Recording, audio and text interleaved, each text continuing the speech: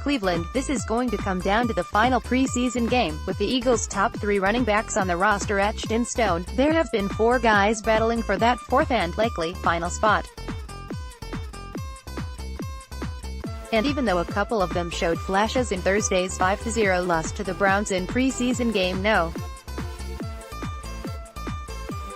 3, nobody has won the job yet. The next week of practice and Thursday's game against the Jets in the preseason finale might decide who makes the roster. It's probably a little disappointing that one player hasn't run away with the job, but it will at least add a little intrigue to next week's game. Here's an updated look at where everyone stands. Wendell Smallwood with no Jay Ajayi, Corey Clement or Darren Sproles against the Browns. Smallwood got the start, but didn't get off to the start he wanted. Of his first 8 carries, just 1 went for more than 4 yards. And 5 went for 2 yards or fewer. So he waited. Actually, watching film all week, I knew those holes would open, Smallwood said. Knowing how their defense plays, knowing that they would stop us sometimes, I was being patient. It started working out for us. It certainly did. Eventually, Smallwood broke off runs of 14, 14, 12 and 10 yards.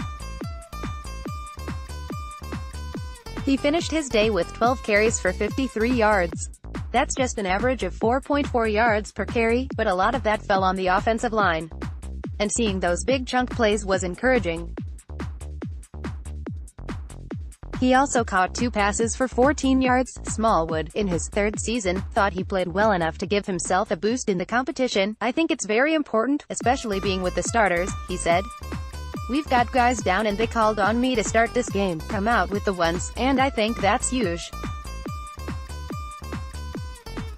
They trust me being out there with those guys and the feeling of playing against starters. I think that's a whole different level. It was a wonderful opportunity. Some fans might be tired of the former 5th-round pick who has shown flashes but can't seem to sustain them. Amazingly, he's the only back of the 4 who has stayed healthy all summer. Smallwood has been labeled as injury-prone, but his ability to stay on the field this preseason might actually help him win the job. I think that there's still more plays out there for me to make, Smallwood said. I feel like I can make more plays. Even when things are not there, I feel like I could be a difference maker out there. I think. Josh Adams. After missing last week's game with an ankle injury, Adams was back against the Browns. He had to wait to play with the second unit, but did pick up 33 yards on 4 carries, 8.3 yards per carry, this preseason. In 2 games, Adams has 63 yards on 10 carries. That's an average of 6.3 yards per carry, while Smallwood has averaged just 3.4 yards per carry. The undrafted running back from Notre Dame is big and fast and talented.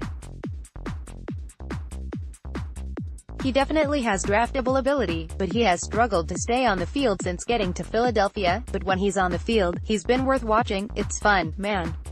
Adams said about the competition. Anytime you got a good competition like that, you gotta love it. It's a great game when everyone's bringing it.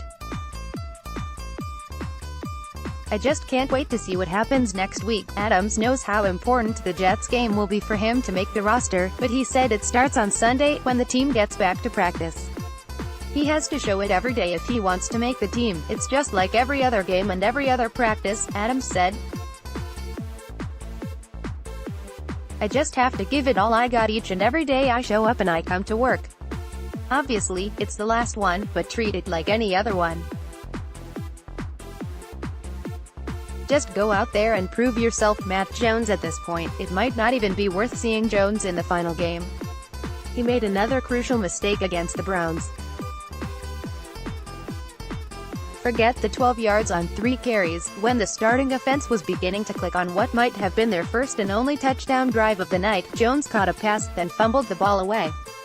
This comes a week after Jones dropped 3 passes, one of which led to an interception. If there's one thing that won't help any player make a roster, it's turnovers.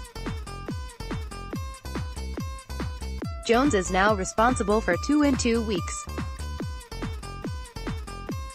That's not gonna cut it. The 25-year-old veteran will need a Herculean effort to somehow emerge with a roster spot next week. It's not completely out of the question, it just seems unlikely. Donald Pumphrey. A summer that started with so much promise for last year's 4th-round pick has been derailed by an injury. Pump got hurt the practice before the first preseason game and hasn't played a snap in the first 3. These were supposed to be his opportunities to show he belongs in the NFL. Instead, he's watched all of them. Pumphrey said last week that he hopes to be back practicing soon. For his sake, hopefully that will happen in time for him to get on the field against the Jets. He has a lot of ground to make up. That said, he's still just 23 and the team might not be ready to completely throw in the towel. More on the Eagles, Cleveland. You keep telling yourself, it's only a preseason game, it's only a preseason game, and then he throws in terrible interception. You tell yourself this is the Super Bowl MVP, everything's going to be okay, and then he holds onto the ball too long and fumbles. You remind yourself that Nick Foles authored one of the greatest postseasons in NFL history 6 months ago, and then he lets himself get sacked in the end zone for a safety. Nick Foles' preseason thudded to a close Thursday night at FirstEnergy Stadium with another disastrous performance. "It's not fun playing the way I did," Foles said. "I really hurt us tonight. What does it mean? That's anybody's guess." Foles has a history of really awful performances, generally followed by games of sheer brilliance. His career is already following a unique path. This ugly preseason, directly following such brilliant 2017, only adds to the mystique around Foles.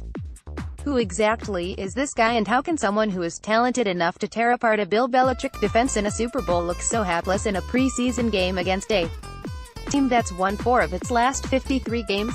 "Obviously, I haven't been myself and I expect a lot of myself," Foles said after the Eagles' 5-0 loss to the Browns. "I have to keep learning. I played this game a long time, I know how to address this and keep moving forward while keeping that positive outlook," Doug Peterson said. Foles won't play in the preseason finale Thursday night at the Link against the Jets, so depending what happens with Carson Wentz, we've either seen the last of Foles for a long time or he'll make his first opening day start since 2014 in 2 weeks against the Falcons. Against the Browns, Foles threw 2 interceptions and lost a fumble. When he wasn't getting intercepted, he completed 13 of 15 passes. But his final total for 14 drives in the preseason was 0 points. Or more accurately, -9 points, if you factor in the safety and a fumble against the Patriots that was returned for a touchdown in Thursday's safety.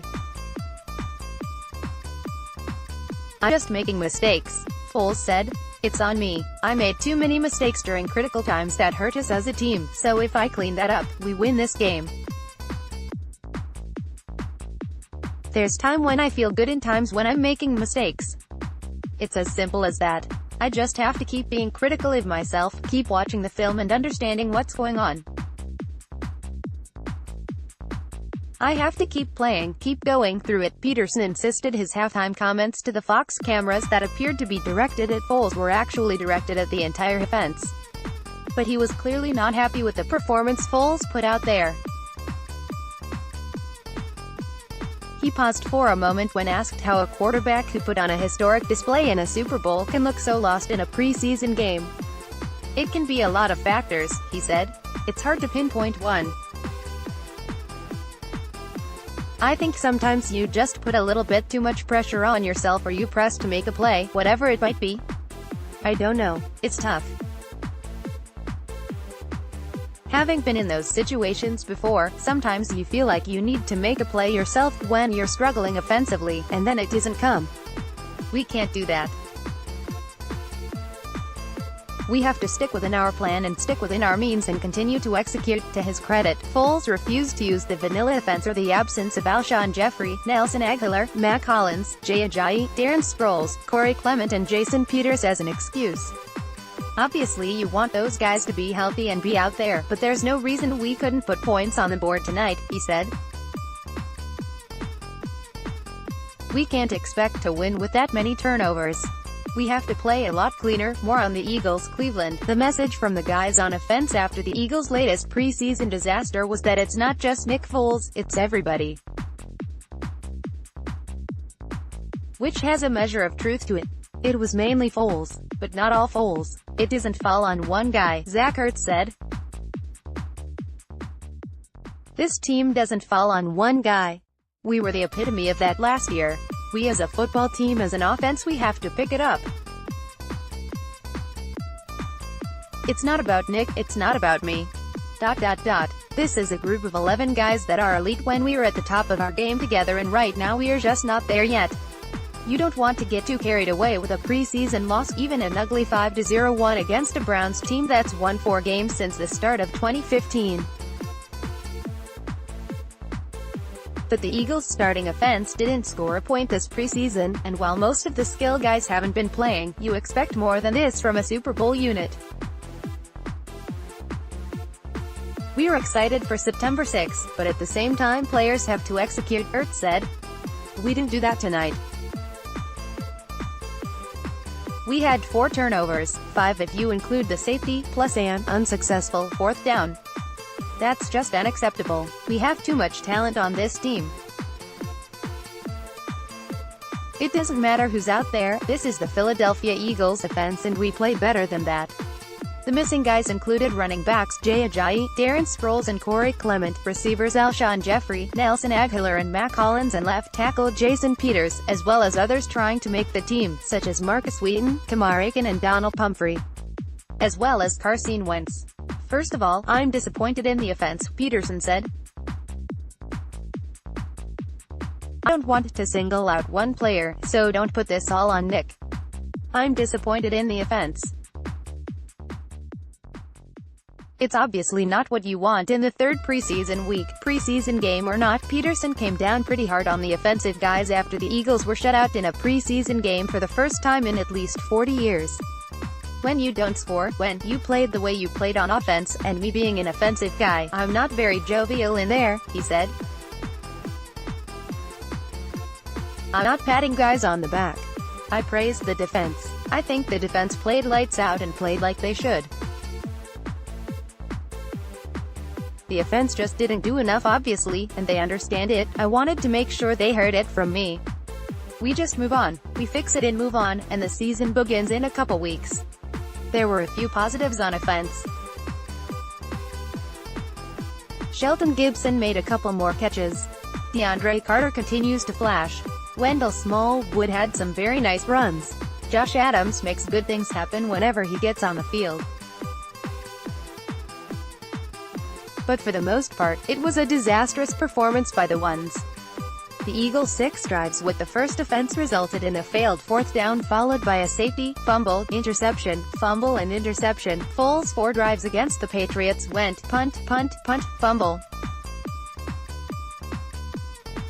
The Eagles didn't score in the opener against the Steelers either with the first group on the field, although that was with Nate Sudfeld at quarterback. Still,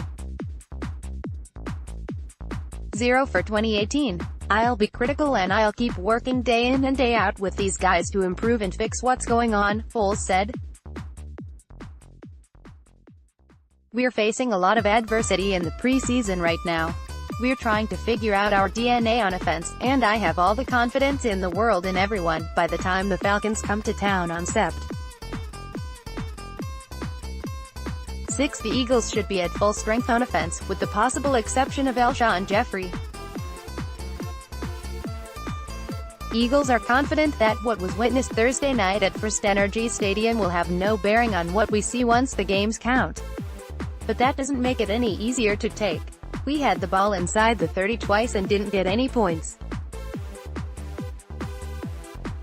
It's unacceptable as the Philadelphia Eagles offense, Ertz said. We pride ourselves in being an elite offense, and when we're rolling we're rowling, but when stuff hits the fan like it has the last 2 weeks, we look terrible. But we'll get it right. Chip, it felt like every year we were 4-0, they actually went 7-5. Last year against the Dolphins the starters played 4 drives and everyone was freaking out that we didn't get enough preseason live reps. The thing that's most recent is what people are going to take into account, but I'm not worried about it. We're going to be fine. We're going to be fine. More on